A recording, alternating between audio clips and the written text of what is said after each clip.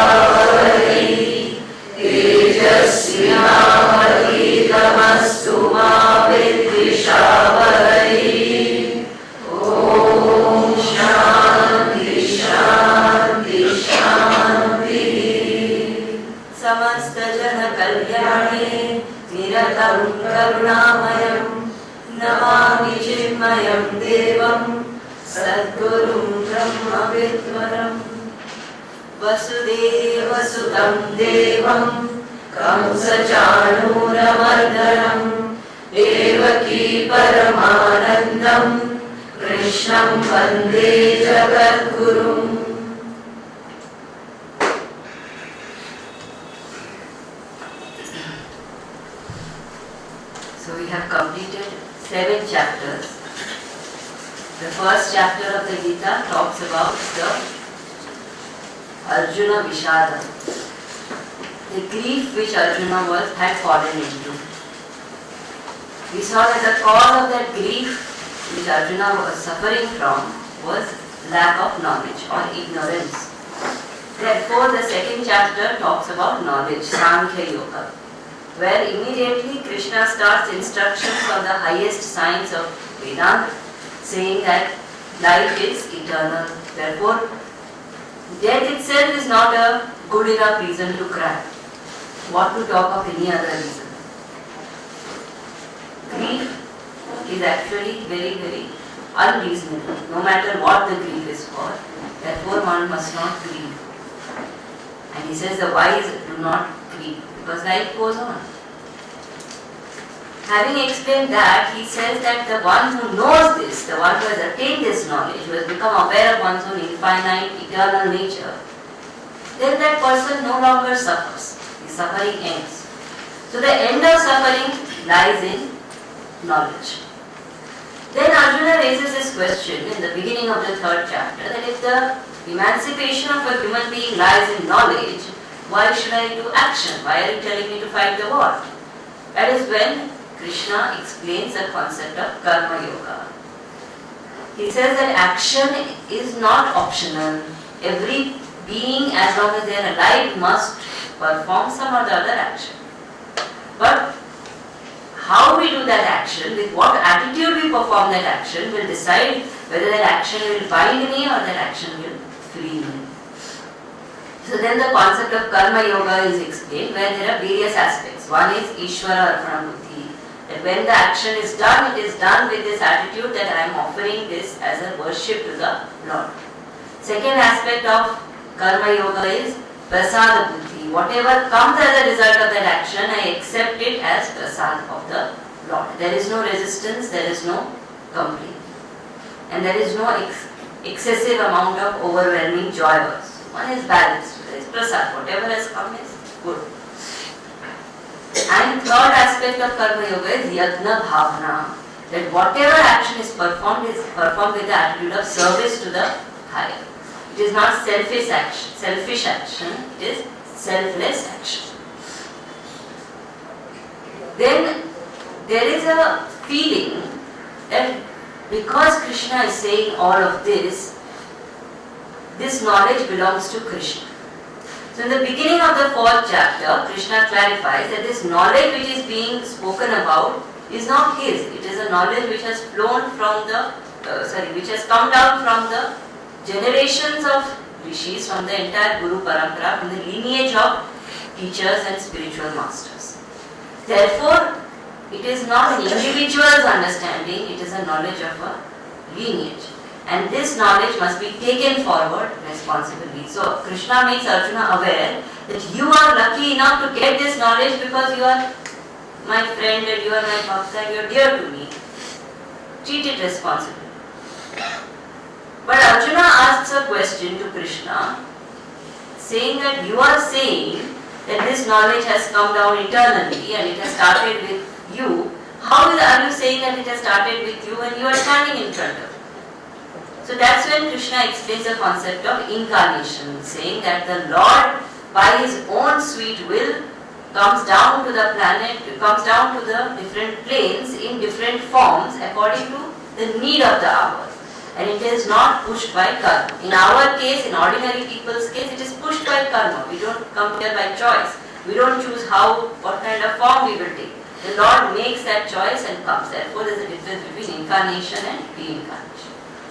Then he says that when the Lord comes, why does he come? He comes for establishment of dharma, for protection of noble people. Then the concept of action and actionlessness, or action and actionless action is explained. What is actionless action? Where it appears that the person is doing action, but there is no doership. And there are occasions when it appears that the person is doing no action and dynamic action is happening. So various subtle nuances of action are explained, and then finally it is said that what is most important is that the doership in the action is dropped. Until and unless this doership is dropped, one will not be able to drop one's ego. Until and unless one drops one's own ego, one will not be able to understand the Lord in the essence of what he truly is. And unless I understand the essence of that truth, even if I know Krishna is Krishna or some other God as some other God, that is not going to free me from sorrow.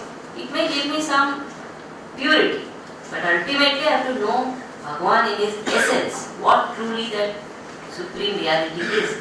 For that I need to drop my devotion.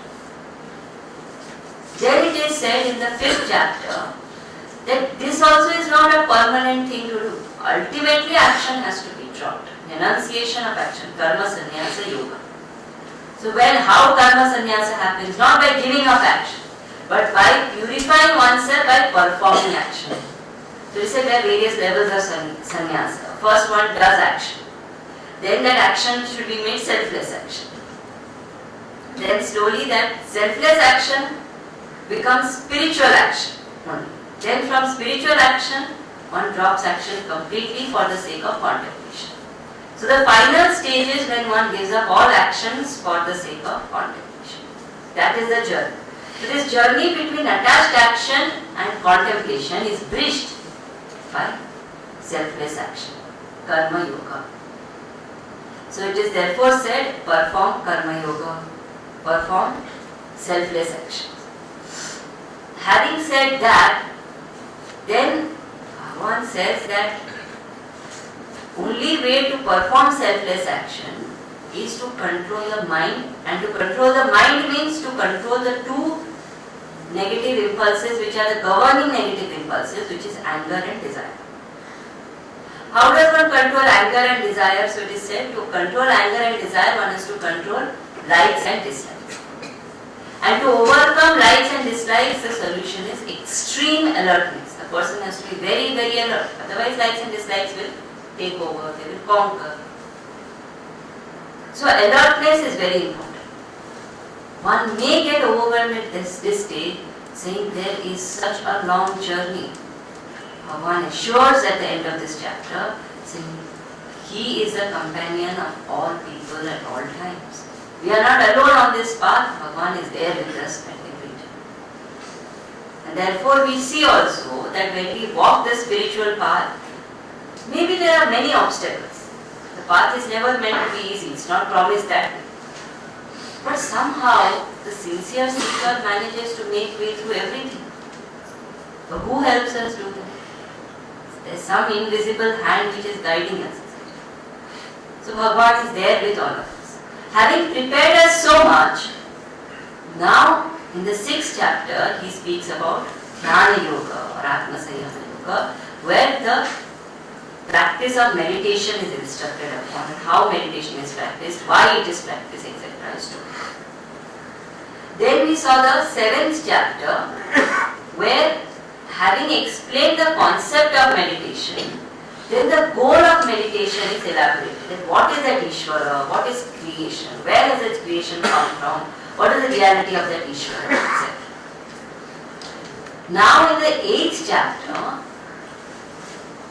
a very different concept Bhagavan takes. One is, of course, he explains that supreme reality in a very, very technical way. And the other thing he talks about in this 8th chapter, which is why 8th chapter is more famous, is he talks about death. This chapter is actually an instruction manual on how to die. So holistic, that approach of Geeta. One can keep on saying how to live, but how to die. He talks about that also. This is a very interesting chapter. So this chapter is called Akshara Brahma Yoga. What is Brahma? Brahma means the supreme reality. Literally the word Brahma comes from the root Bruhat. Bruhatvat Brahma, it is said. This is a definition of Brahma in Sanskrit. Bruhatvat Brahma. Bruhatvat means that which is unconditionally big. There is no limit to the bigness of Brahma. That which is unconditionally big definitely will be infinite. Otherwise it can't be unconditionally big, it will get over at some time. So that which is unconditionally big is infinite. What is the nature of that Brahman? So to understand the nature of that Brahman, we have to understand that this whole world that we are experiencing, because we don't see Brahman, we see the effects of Brahman, we see the experiences around. So we say that we are experiencing every moment of our lives continuously one common factor from eternal times. What is that common factor? It is change. Constantly things are changing, constantly destruction and manifestation is happening. There is no counter argument to that. Every science, every physics, everybody has to acknowledge there is constant change. Now logically, if we understand, to experience change or to perceive change, it is important that there has to be a changeless substance. To experience destruction, one has to have an indestructible substance, base. For example, if there is a train which is moving, and if I am also in another moving train, from one moving train I cannot know what is happening in the other moving train. For me to know the moving train, I have to be on a station platform or I have to be in a stationary train. Then I can watch. Another example, if there is a river which is flowing, I am swimming in that river. While swimming in that river, I cannot know how the waves are looking. To know the way the waves are going, I have to stand on the banks and watch. So expert swimmers, when they are swimming in a river, I am talking about a real flowing river, and if they find it difficult to, because when one is swimming in a flowing river, one has to go with the direction of the waves, otherwise it's difficult. More effort is required, one will get tired. So when they can't make out the direction of the flow, you have seen, sometimes they just swim to the banks and they will just rest on the banks and watch the flow. They will know the direction, accordingly they will swim. So until I watch the flow from a still standpoint, I cannot know the flow.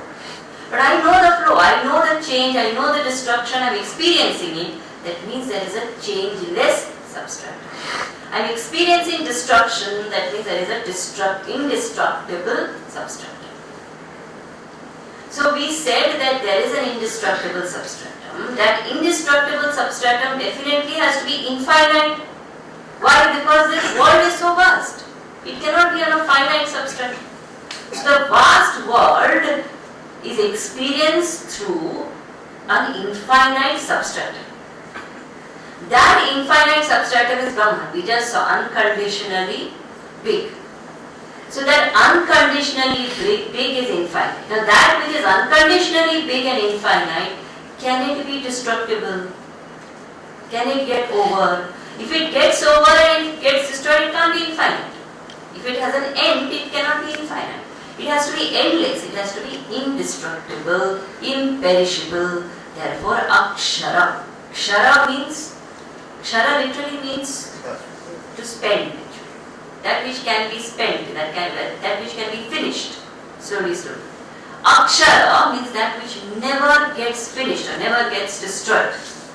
So that infinite is Akshara, Akshara Brahma, indestructibly infinite.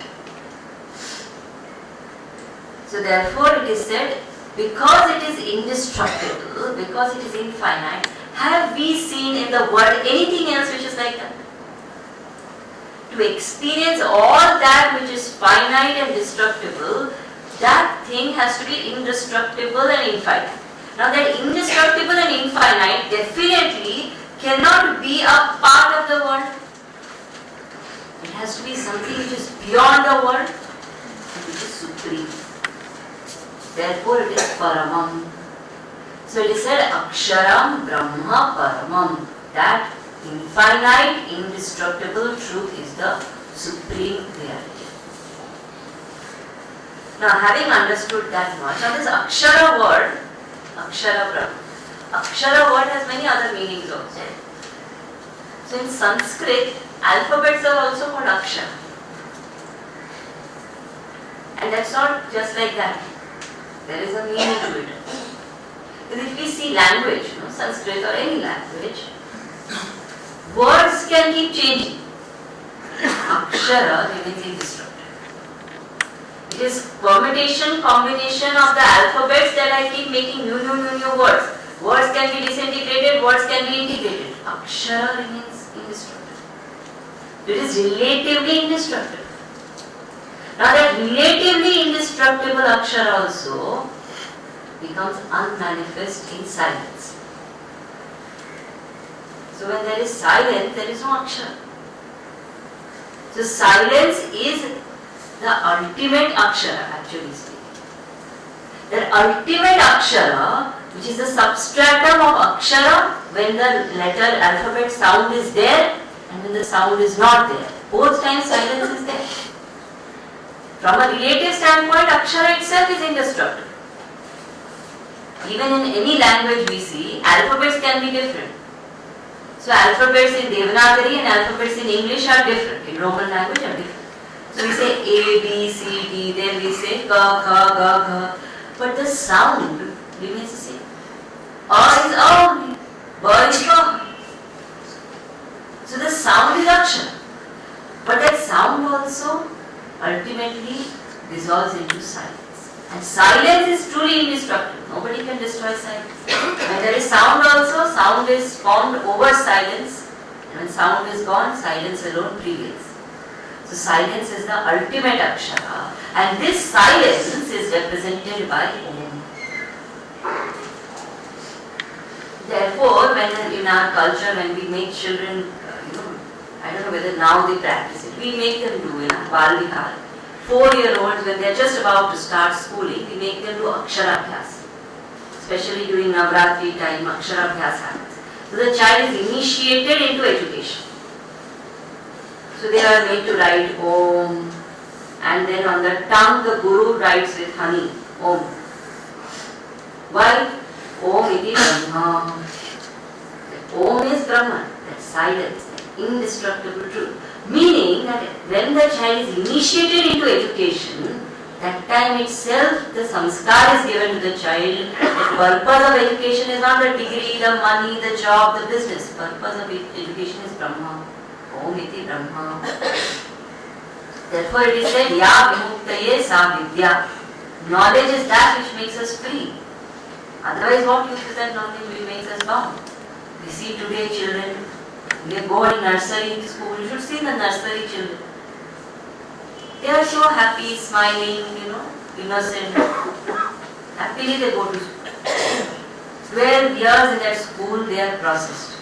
After that, how they come out? Stressed, anxious, worried, career, future, pressure. Totally that freedom goes. What knowledge is that? Ya vimuktaye savidya. At the very beginning in our culture, the child is initiated into education saying you study to get freedom, to attain Brahman. That is how we should bring up our children. Education's purpose is to make us free, not just to make us earn some living. That is a byproduct. So, Om iti Brahma. Then in the 7th chapter, we studied about the cause and all that. When Krishna was explaining these things, if you see the Sanskrit shlokas, there are some terms that Krishna uses. Some technical terms, Adhyatma, Adibhuta, Adiyagna, etc. So, Arjuna, he picks up these words and he asks Krishna, what these words mean? You mention them just like that.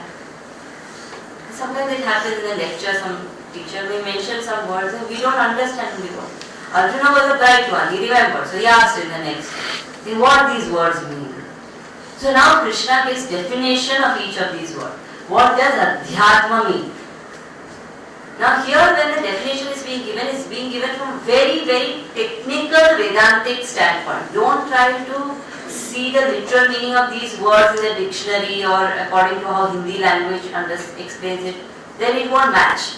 This is technical Vedantic. Like, for example, if somebody says, get the mouse, the technical computer language, get the mouse means something else. And in general language, you see, get the mouse means something completely else. So don't try to understand technical words from general standpoint. The technical word. So Adhyatma. What does Adhyatma mean? Adi means inner, Atma means self. Adhyatma in Sanskrit can mean Swasya Bhava. Swasya Bhava means one's own true nature, one's own inner self. Whatever is my true nature, whatever is my real self is Adhyatma. And Adhyatma can also mean Swabhava iti Adhyatma. Swabhava means that which is self-effulgent, which does not need any other equipment to be known. Example, supposing there is a, let us say, you are doing some work and something, maybe you are wearing a ring and that ring falls under a table. Now to see that ring now under the table, you need a torch. So you get a torch and you bend down and you look for that ring under the table. To see the ring you need the torchlight. But what do you need to see the torchlight? You don't need another light to see the torchlight. It is self-effulgent. But you need the light of the eyes to see the torchlight. What do you need to see the eyes or to see through the eyes? Consciousness is needed. If I am not there, what the eyes will do? If eyes could function without me, it would be so easy. Everybody would keep one eye near the spouse. It can't happen. If I am not there, then I can't see. So the eye, for it to function, I am needed. But what do I need to know me? I don't need anything to know me. I don't need any equipment, any methodology, any technique to know I am. I am. I can prove everything else, but I don't need to prove that I am. I know that I am. So somebody says, you prove that you are. What? I can prove my identity. I can have an identity card. But I am. I don't have to prove that. I am. It does not need anything else. The fact that I am is a proof that I am. So self-effulgent. So that which is self-effulgent is that which is my true nature. Now if my true nature is self-effulgent, if it does not need anything else, if it is so self-effulgent, that means it has to be infinite. Simple. If it has anything else, then that anything else either will be required to illumine me or will be required to be illumined by me. If it is illumined by me, it's part of me. I am more than it. If it is illumining me, then I am not self-effulgent. So if I am saying it is self-effulgent, it means it is infinite. Now earlier we said Brahman, which is the substratum of all things and beings, is infinite. Now we are saying that my inner self is infinite. So Brahman is equal to infinite, Atman is equal to infinite, means Brahman is equal to Atman. That means I am one with the whole creation. Technically this may sound a little difficult, but if we absorb the bhavana of it, it's actually life transforming. The moment I start feeling one with the creation, all disharmony, all hatred, all ugliness from the world will disappear. As long as I know that I am one with the universe, will I harm anybody? Any creature? Even the plants, the animals, the mountains, nothing. There will be no disharmony, no hatred, no jealousy, no negativity. This oneness is a very powerful concept. That's why it is said Akshara, Brahma, Yoga, Adhyatma. Then three other terms I explained: Adi Bhuta, Adi Daiva and Adi Yagna. What is Adi Bhuta? If you remember, we had done this concept of Para and Apara Prakriti. This Apara Prakriti, which is the material world, is Adi Bhuta, the matter aspect of creation. That total life factor, that total consciousness, because of which this existence is Adi Daiva. And that total consciousness, when it expresses through an individual, it is called as Adi Yagna. These are technical terms. Right now it is enough for us to know this much. If at all we take up higher studies in Vedas and Upanishads, etc., then these will come very handy. So Adi Bhuta, Adi Daiva and Adi Yagna. Then the concept of the karma theory is revisited, because the death will be based on karma theory. So here death is being spoken about. So before death is being spoken about, karma theory has to be revised. We have done it in detail. We'll go back to it a little. So this Adi Yagna, this individual self, see, the total does not go through any birth, death, nothing. Total is total, consciousness. The total, when it is expressing through the individual, will go through other. Ocean is ocean, always complete. Ocean, when expressing through the waves, will hit the shore and die and again be born in the middle of the ocean, again come to the shore, again. All that will happen to the wave. The ocean, if we look at it from that standpoint, is ever complete. There is nothing that happens in the ocean. From the standpoint of the wave, now we are seeing. Now, that individual performs different types of karma. Basic logic we had seen, every cause will have an effect. There cannot be an effect without a cause, there cannot be a cause without an effect. So if there is an action, there will be a result. Logic indicates that if there is an action and a result, the result will belong to the person who does the action. Simple. The doer of the action will be the experiencer of the result. Third, the nature of the result will depend on the nature of the action. As you sow, so you reap. Then it is said that actions do not cancel each other. This is a very important point. There is no cancellation theory. This is how the Pandits make money, that's all. It is not that if you do this much of dana, all the path you have done, you will escape. It's not that easy. Because action has happened. Action will produce a result. No doubt if I do this much of good karma, that good karma also will produce result. But that does not escape or doesn't cancel the effect of the negative karma I have done. Every action will have to be borne. That is why we see even great saints and sages, don't they suffer? Physical ailments, sometimes social ailments, sometimes emotional also. Somebody cheats on them, somebody hurts them, insults them. They have done so much of good karma, no doubt. But that bad which they might have done in some time in the past will manifest. There is a nature of the creation that cannot be stopped. So actions do not cancel each other. Now this being our premise, now we will understand how rebirth happens once again. We have done this in the second chapter, we will go back.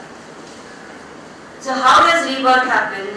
First and foremost, first concept to understand is this birth is not our first birth and this birth is not our last birth also, unless you attain moksha in this birth. There is possibility of reading Geeta. But otherwise there is no first and last. The journey keeps going on and on and on.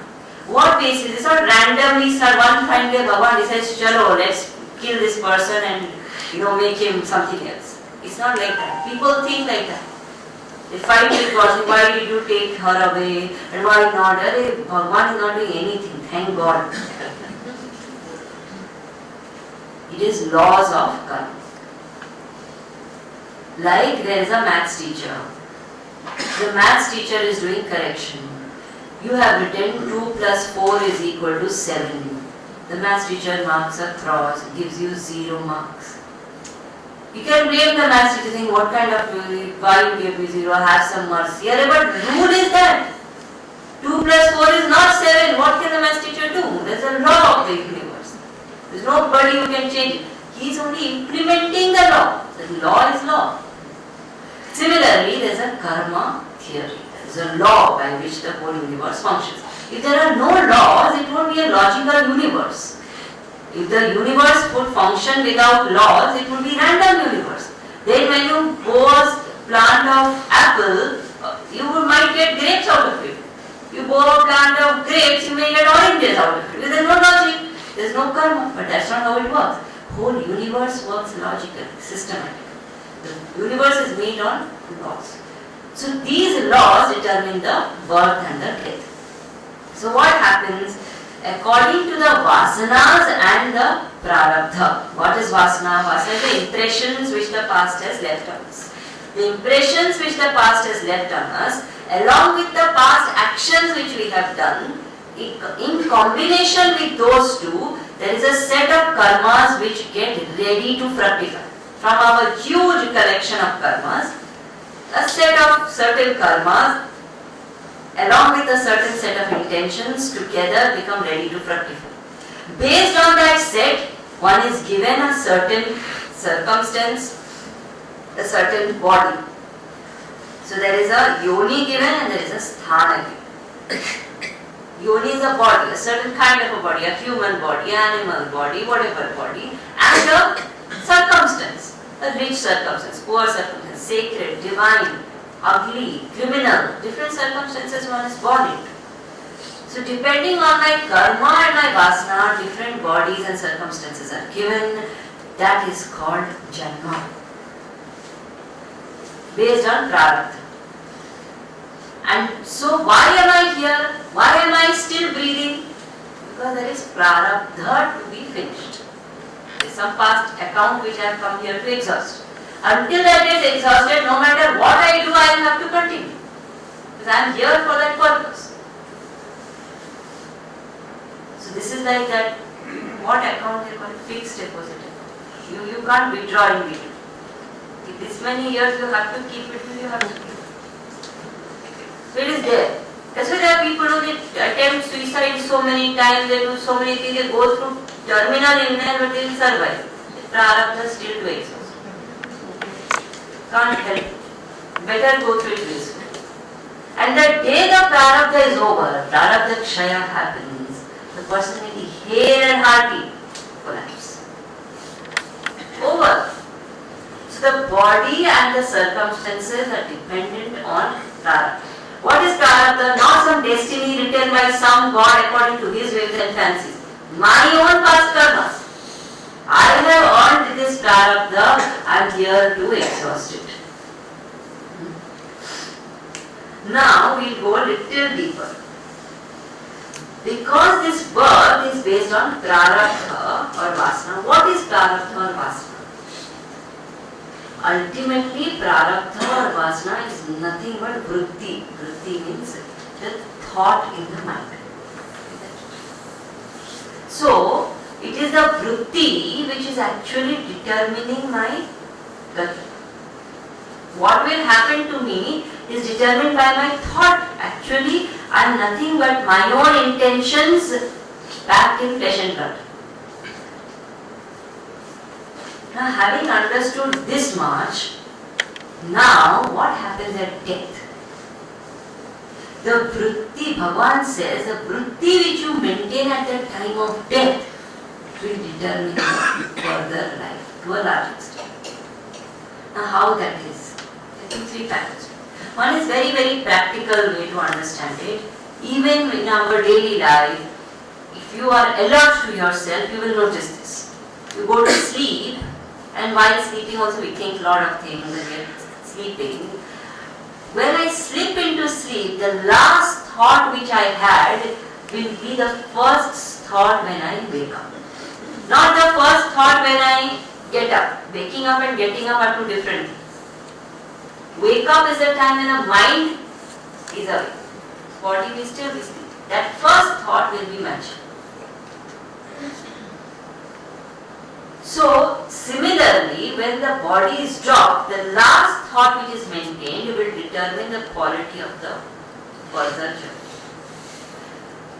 Now, that does not mean that you can do anything but think something nice at the last. A lot of people say that, the bhajans also.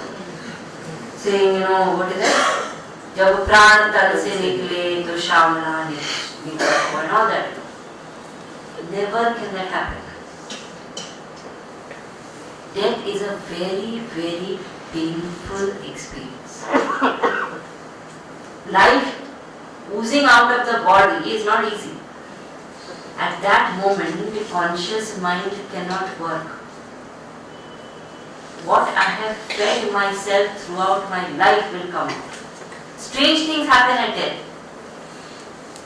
So the person has to train the mind throughout the life in a certain kind of vritti to be able to actually maintain the right vritti at death. Otherwise it can't happen. There are various things which are done to make it conducive. So in our culture we have this, you give Ganga Jal, you Tulsi, you read the Geeta. Why all that? Not that chanting the Geeta or that time something miracle is going to happen. But at least that way you remember Bhagavan.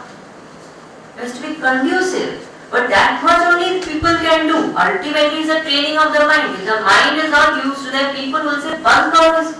I don't want to listen to this right now. Because the mind is not tuned to it. So the last thought at death is very, very important. And that last thought will decide what kind of a body I get further. Therefore, it is not a guarantee that if I have a human life today, I will have a human life forever. If at the time of death I think something else, I will become something. And what I think at death depends on how I live my life. How I die is completely dependent on how I live. So if I eat like a pig throughout my life, and if I drink like a fish, I'm not joking, really. The form is nothing but a manifestation of thought. So what kind of thought, what kind of vritti I maintain is very, very important. To make the vritti conducive, there are various things. They say Ganga, Tulsi, Geeta. Then there are other concepts. They will say you die in Kashi. No, it's not ineffective. It can help. You are in that sacred atmosphere. There is a temple. There is Ganga. People. So if you have that mindset, maybe at that time it will make you think of the higher, if at all. So these are only ways to make it conducive. Rather than dying in the middle of a marketplace or something, it's good to die in a sacred environment if one has a choice. But if one does not have the mind, one can be sitting in Kashi and brooding on objects. That also is possible. And this is a matter of training. This is why living a life which is noble is so important. Because how do we know where death is waiting? Which moment is the last moment? The famous saying, we all live like we will never die. We die like we never lived. It's a fact. That we always live as if I will never die. Everybody else is dying, but I will never die. Yudhishthira said that when Yaksha asked him, which is the greatest wonder in the world? Yudhishthira said the greatest wonder is people see others dying all the time, but they feel they will never die. Live like that. Death can come any moment. So, am I living a life prepared for death in such a way that whenever death comes, I can think of the higher and the lower? It's very important to question ourselves. To live prepared for death is actually true living.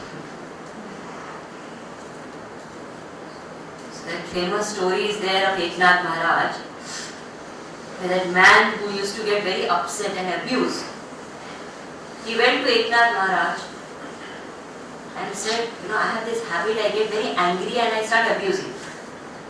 Can you tell me some solution? Eknath Maharaj looked at him and said, all that is okay, but looking at your face, I am very worried. I don't think you will live more than 7 days. So this man is shocked. He didn't go there for all this. He goes home and 1 or 2 days though he is totally unnerved. Then he says, okay, now whatever is, now at least I know, and let me prepare.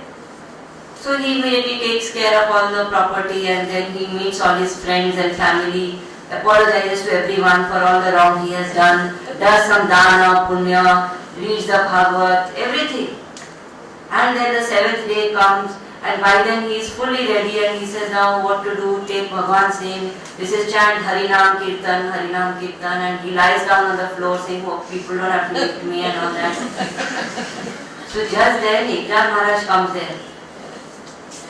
And he says, why are you lying like that on the floor? He says, you are asking me, you only told me I'll live only 7 days.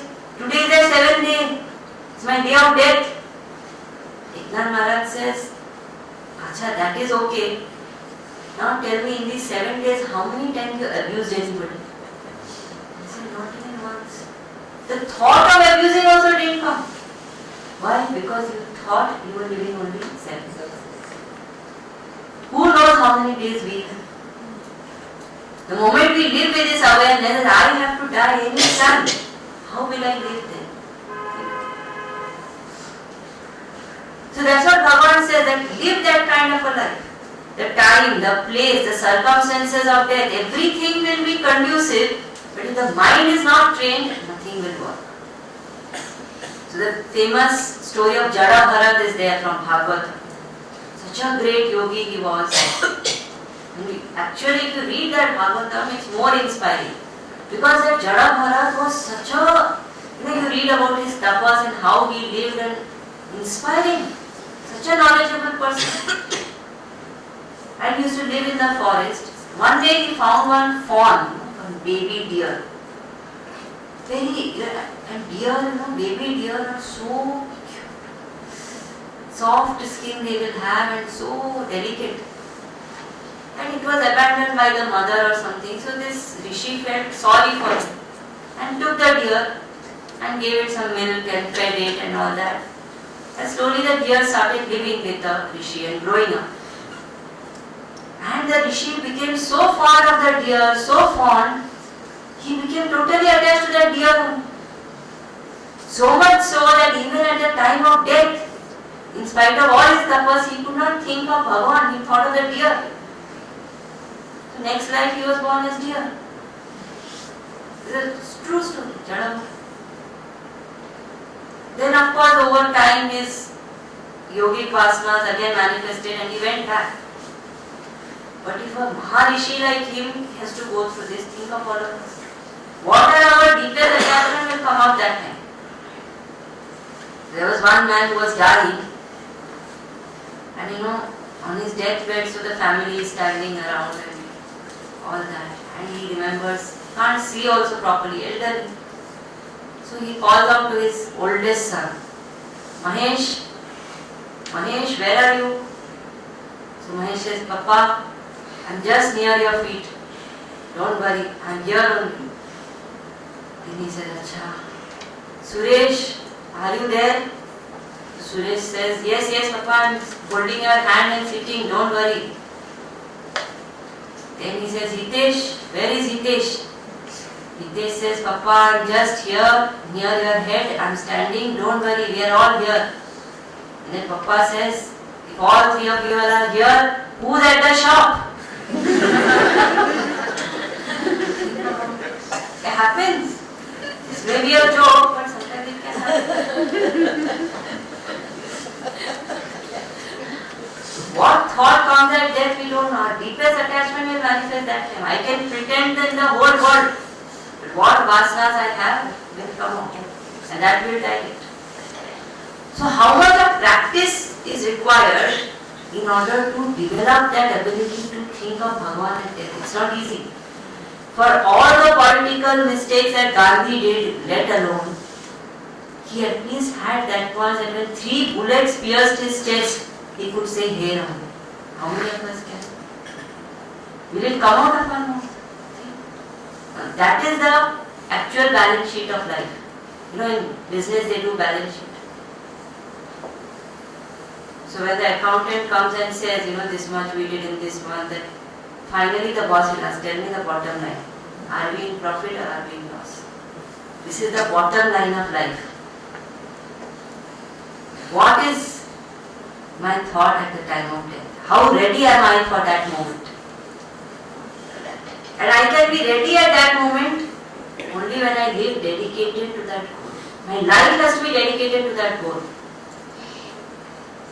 See, we all are born human. That's normal. But die human is sad. Born human, die divine. That should be our goal. And to die divine, I need to live divine. Dedicated to the goal.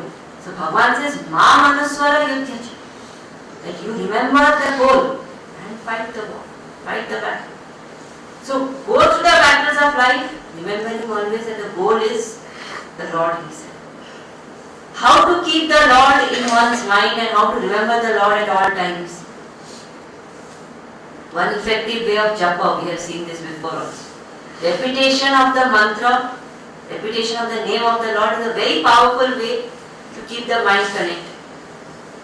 Psychology says very clearly that name and form are deeply connected. The moment the word apple is said, there is one red image which is formed in the head. The moment somebody says pen, there is the image of pen which is formed. The moment somebody says nurse, there is one white dressed lady which is formed. So some image which comes to the mind. So when the name of the Lord is chanted, automatically there is a certain image which is formed. And name and form together will help divinize the mind. Japa is a very, very powerful way. But even a full-time spiritual seeker cannot do japa full day. Maybe few hours one can do. What to do the rest of the time? So second is to do every act, every action as a worship of the Lord. Every action.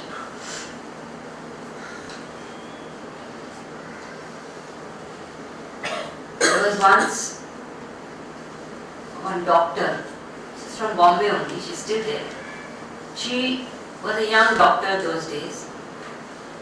So she went to Gurudev once and she said that, Gurudev, you tell us to live in the remembrance of the Lord, but it's very difficult for me. Because I'm whole day busy with patients and taking care of them. I don't get the time to do japa and to do all that. How do I remember the Lord? Gurudev told her, whole day from morning till night, on every prescription you write RX, then write Ram. See how many times you can remember that. Then every action becomes a worship of the Lord, isn't it? have to find our ways in which every act is a worship of the Lord. I am doing this for Him. Whatever that work may be. It may be something simple or it may be a massive project. I am doing it for Him. He is my boss. There is no other answer. Then Bhagavan becomes a part of our life. And third aspect is, the seeker must find ways to make one's lifestyle spiritual. This is very important. Then only this can happen. Remembrance of the Lord throughout the day, etc. is possible only and only when one lives such a life.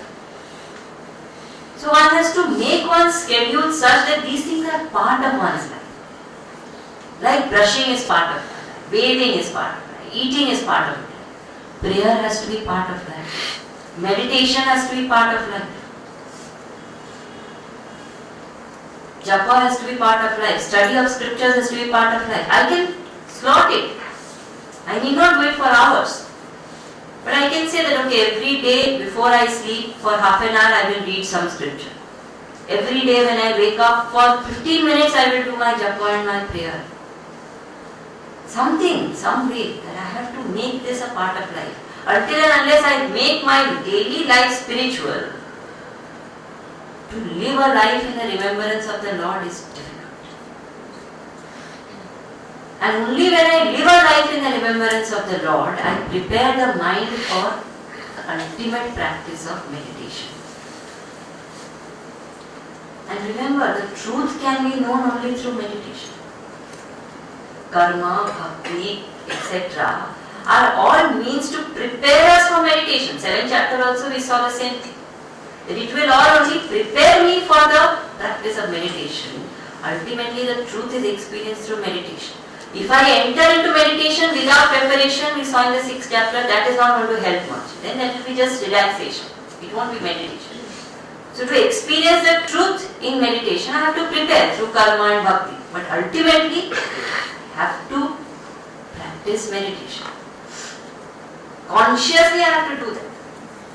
The person who has practiced conscious meditation, such a person can even exit from the body consciously in the state of meditation. There are rishis who do it. There are seekers who do it. Jnaneshwar Maharaj did that. He told his devotees, you put me in this cave, I will sit in samadhi and exit. And he exited.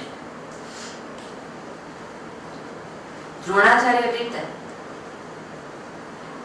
When he heard that Ashwatthama is dead, he got down from the chariot, sat there on the ground, in the middle of the din and roar of battle, went into samadhi, exited the body. We can't do it in a silent meditation room. To do it there, imagine how much must be the practice. What must be the tuning of the mind to just quieten and exit. Very rare such people. But it can happen. Practice is needed. So meditation can be practiced through different paths. Ultimately the goal of meditation has to be reached. The Hatha Yoga also talks about the same thing. Bhakti Yoga also talks about the same thing. Jnana Yoga of course talks about the same thing. Every path one has to go to that goal. There is yama, niyama, asana, pranayama, pratyahara, dharana, dhyana, samadhi. Ultimately samadhi will come. Meditation has to come. Bhakti Yoga is when the mind is absorbed in the truth and one meditates. Jnana Yoga is meditation on the self, conscious meditation on the truth, on Om. Either ways, the absorption of the mind in the higher is very, very important. If the mind is not prepared through this absorption, without all the preparation of dharana, dhyana, etc., samadhi cannot be attained. Without all the preparation of japa, bhakti, etc., meditation is impossible. So mind has to be totally absorbed. In Ramayana there is this description of Lord Shiva. It is said when Lord Shiva used to sit for meditation, Parvati used to sit there and wait. She would like to have a little chat and talk. He would sit in meditation. So she will patiently wait. Now because she is waiting, it is said after long durations of meditation, with great effort and difficulty, he would open his eyes for her sake. We with great difficulty and effort close our eyes. But that is the nature of a seeker. There is a joy, there is a bliss, there is an absorption of the mind. Once when Narad saw these gopis, and how Krishna was so fond of the gopis, he went to Krishna and complained, why do you like these gopis so much? They are just, they just love you just like that. There are such great rishis who are, meditating on you and absorbing the mind. The great bhaktas like me who are chanting your name all the time, 24/7. You don't love us like you love them. You love them more. Why? They don't even deserve it. Krishna said, you go and test them out. So this Narad goes and he sees one gopi and she's doing meditation. So he says, very impressive, these gopis also do meditation. I never thought, I could only sing and dance. So he waited there. When she opened her eyes, he asked, what are you meditating on? He thought there he will catch her. He said, what are you meditating on? Are you meditating on Krishna? She said, no. I am meditating to get Krishna out of my mind. I can't stop thinking about him. Just imagine how much is her mind absorbed. She can't stop thinking about the Lord.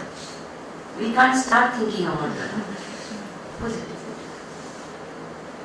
Difficult to get the Lord out of the mind. That much has to be the love. Once somebody asked Gurudev, because constantly seekers are advised to chant the name of the Lord, do japa. So that seeker went and asked Gurudev, saying, I am doing japa, but we know that japa is not meditation. Ultimately silence has to be experienced. When do I drop the japa? When do I stop it and start silent meditation? He did not answer her anything. He just kept quiet and closed his eyes. So then you can't ask more. She quietly went and sat in the satsang. Then some satsang was going on. So Gurudev stopped at the end of his talk and he told one lady, you sing some Sankirtan. So that lady started singing the name of the Lord. When she stopped, Gurudev looked at that person who had asked the question. He said, look at this. When you get horripulations, when you listen to the name of the Lord, then you stop chanting. Does the listening of the name give us any feeling? That has to be the level of bhavana that a person has. Then meditation is easy. Absorption happens like this. Ramakrishna Paramahamsa's life that happened. So much was his bhakti, so much was his absorption. He went to learn Vedanta from Totapuri. Totapuri is a practitioner of years. Jnana Yogi. So he taught Ramakrishna, this is how you do Shravan, Mana, Nididhyasan. You sit in contemplation. Totapuri had been practicing for years. Ramakrishna experienced the truth in 3 days. So then Totapuri realized that this person has already absorbed the mind in the Lord through bhakti. He has come prepared. Such a person does not need to do much effort. Automatically the mind will absorb itself. That is the kind of bhakti we need. That is the kind of absorption that is required. Ramakrishna used to say it is like, when these youngsters go abroad, now I think in India also they get. You get this pre-cooked food. You don't have to cook that much. Just open, put it in hot water and it gets cooked. Ramakrishna Paramahamsa used to say, mind which is absorbed in the Lord is like pre-cooked food, ready for meditation. You just sit in contemplation, it's absorbed. You have to put effort. So that is what is needed. When that is there, then at the time of death, one consciously just exists in the seat of meditation. Swami Tapovar Maharaj, the guru of Gurudev, he was like that. So unwell he was, and that Sundaranandji was looking after him. And it is said on the last day, he was a very disciplined person. Every day of his life he woke up at 4 o'clock. Every day. And his Ishta Devi was Mother Ganga. So he used to sit in the kutia and on the ledge and watch the Ganga and contemplate. So as usual he woke up at 4 o'clock, sat there, and some tea was brought. So he drank a few sips, kept it aside, sat for contemplation and said, ईश्वर को मेरा धन्यवाद, अब मैं चलता हूँ. Drop the body. Just think of it. Not easy. Conscious exit from the body is possible when the mind is absorbed in the truth. That is the preparation to do. So having said that, then Krishna speaks about the various realms of experience that exist beyond death. For those who die with some vasanas and karma. Those who attain liberation, they attain liberation. So there are various realms of experience. Realms of experience do not mean physical places. Like dream is a realm of experience. A dream world is a world I experience. I go through it. It is there. Where is it? Is it between the space and the earth? Is it where? There is no physical, geographical place. But I can't say it does not exist because I experience it. Similarly, there are various realms of experience. One realm of experience is the worldly realm of experience, this world. So Bhagavan uses two words for this world. He says, Dukkhalaya Ashashvata. Dukkhalaya means that which is the abode of sorrow. Now simple Hindi words these are, I will tell you. Supposing you go to a pustakalaya. Will you go to a pustakalaya and ask for clothes? Will you go to a vastralaya and ask for medicines? Will you go to an aushadhalaya and ask for books? Why then do we go to a dukkhalaya and ask for sukha? Silly, is it? This world is dukkhalaya, abode of sorrow. Everybody, irrespective of they are rich or poor or young or old, everybody gets their share of sorrow, isn't it? Whether they are spiritual or not spiritual. Others people ask silly questions. Swamiji is such a good person, why is he suffering? Who said good people won't suffer? There's some guarantee like that. Everybody will suffer. The nature of your life in the world is like that. Dukkhalaya it is. Geeta says it. It's an abode of sorrow, so one will experience sorrow. From birth onwards. Delivery itself is so painful. Pulled out from the mother's womb and cut like that. From there onwards, sorrow starts. Physical sorrow, emotional sorrow, all kinds of sorrow. Right up to death.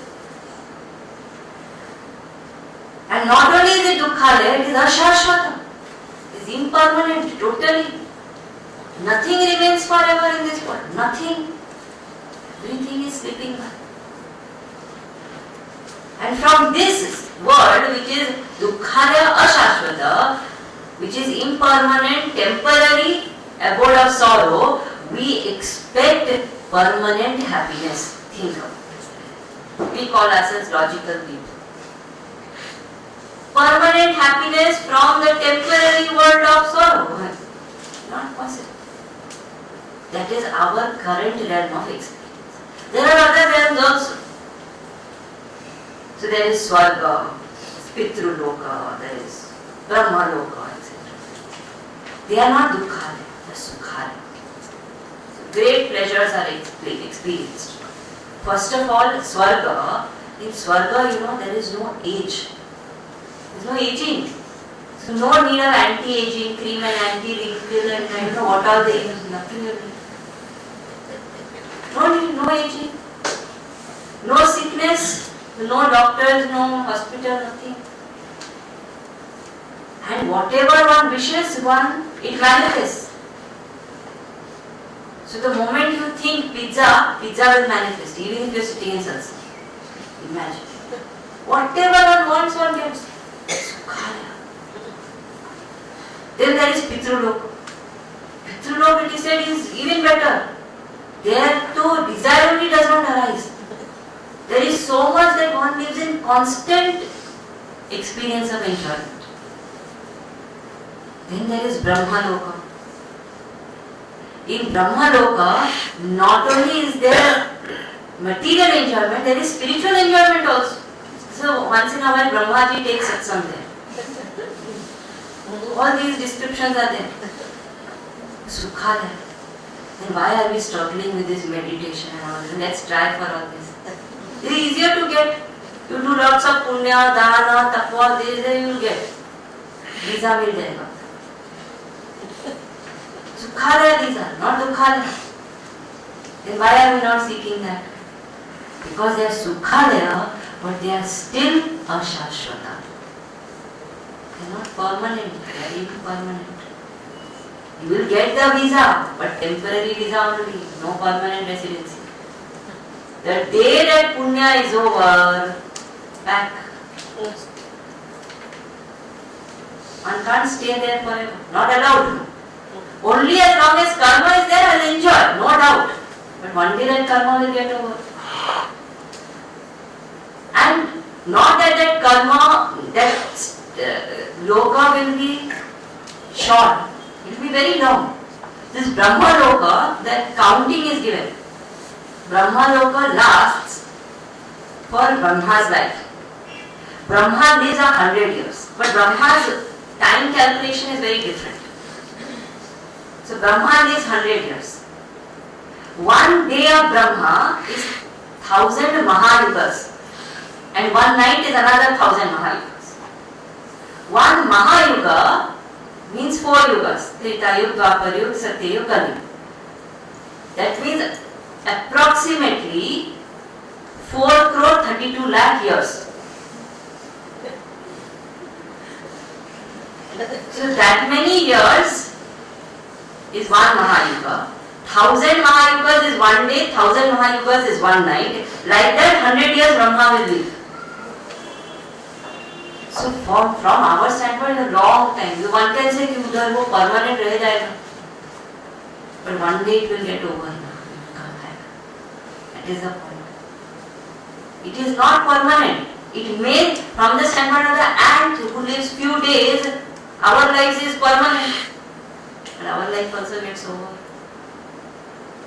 Same way, it is said, you go any of these realms of experience, it is impermanent. It can be sukhalaya, it can be dukhalaya, but it is impermanent. There is no peace. Again, I will come back to the struggle. And the struggle is terrible. You see the creation, this creation goes on in a cyclic way. After day, night comes, after night, day comes. Day, night. Seasons also go on cycling. Planets are also revolving around the sun cyclic. Everything is cyclic in this creation. It goes one after another, again another. So naturally creation also is cyclic. Creation happens and destruction happens and creation happens and destruction happens. Like every day when I sleep, my whole world gets unmanifest into my mind. There is no world experience in sleep. Again when I wake up, I project the whole world. Same way Brahma when he sleeps, unmanifest. Again it manifests, again it unmanifests. Cyclic creation goes on and on and on.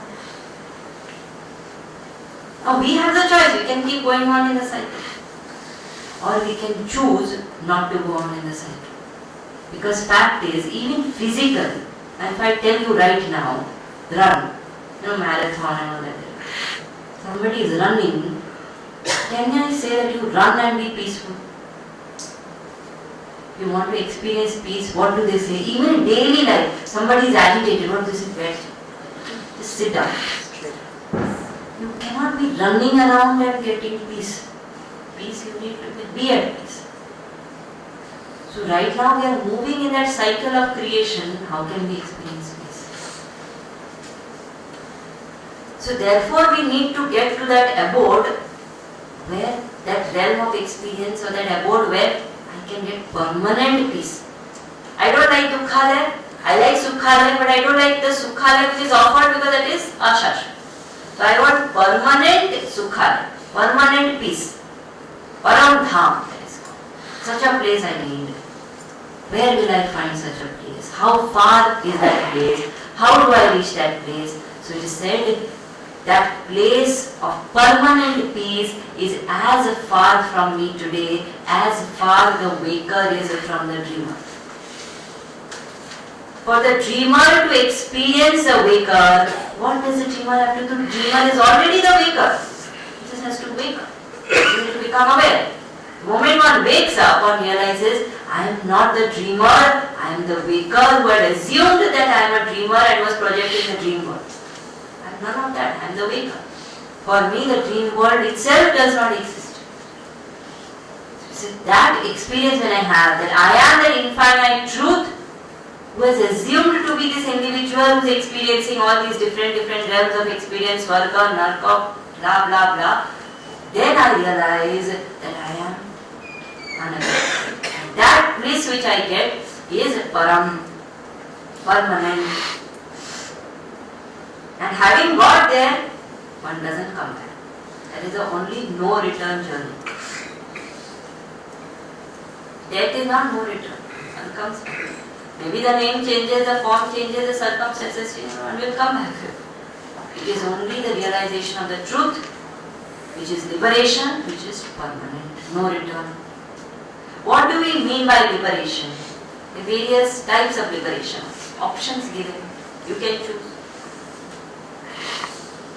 Best type, and that which is recommended by masters, is Jivan Mukti.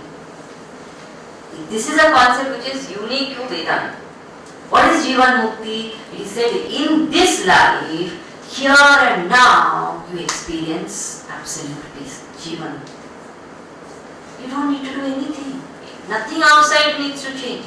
In this very life, I don't have to wait that after death I will get moksha. No.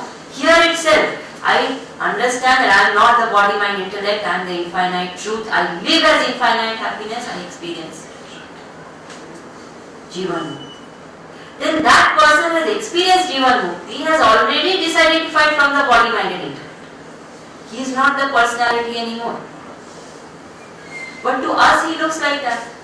So Gurudev always used to say this to us. He used to say, there is nobody called Swami Chinmayananda. If you think he exists only in your imagination. Meaning that individual Swami Chinmayananda actually does not exist because he has dropped his individuality, become one with the infinite. So to him, there is no identity with the body. The death or birth of the body does not even matter to him. But we are seeing him operate through that body. So we feel that when he dropped the body, then actually he became free from the body. He was always free from the body. So when a master drops the body, the second type of mukti called Videka Mukti. Then the third is Krama Mukti. Krama Mukti is that person who does not get moksha here and now, but who does so much punya and lives such a noble life and does so much of sadhana that one reaches Brahmalok. Now in Brahmalok what happens is, it is said Brahmaji himself conducts a Vedanta course. And people attend. And when they attend, some of them who are really ready get moksha at the end of that Brahmalok. That is after that 100 years of Brahma over, then one will get moksha. So moksha will come, guaranteed. But in steps. So Gurudev used to say, person who is not really in a hurry, he has to go from Bombay to Delhi, he sits in one train and that train takes 2 days, 2.5 days. On the way he stops at different station, Mathura ka peda, idhar ka petha, udhar ka laddu, ye wo, every station he gets up, he enjoys, he goes step by step, ultimately he reaches Delhi. But person who is in a hurry, he'll say, I don't have time to waste. He'll catch a direct flight, land in Delhi same day. So this Krama Mukti and Jivan Mukti are like. So if we think we have all the time in the world, keep going through step by step by step. Vedanta, Geeta is giving us the option, you can get it immediately. This Jivan. So what I choose depends on me. Now depending on the way I have lived and the way I have conducted myself and the way I have cultivated desires, at the time of death, there are two paths which are written about in the scriptures, which Geeta in the 8th chapter Bhagavan speaks about. One is called the path of light, one is called the path of darkness, which is commonly known as Uttarayana and Dakshina. We will not go into the technicalities of it, but we must know that something like this exists. So Uttarayana, like we know, is a period from Jan to June, I think, January to June, and July to Jan again is Dakshina. So that is called the dark period, and this Jan Uttarayana is called the light, the period of light. It is said that those who go through Uttarayana, they will go to Brahmalok, and those who go to Dakshinayana, they will go to Chandralok. Both are paths of liberation. These are paths for the people who are evolved.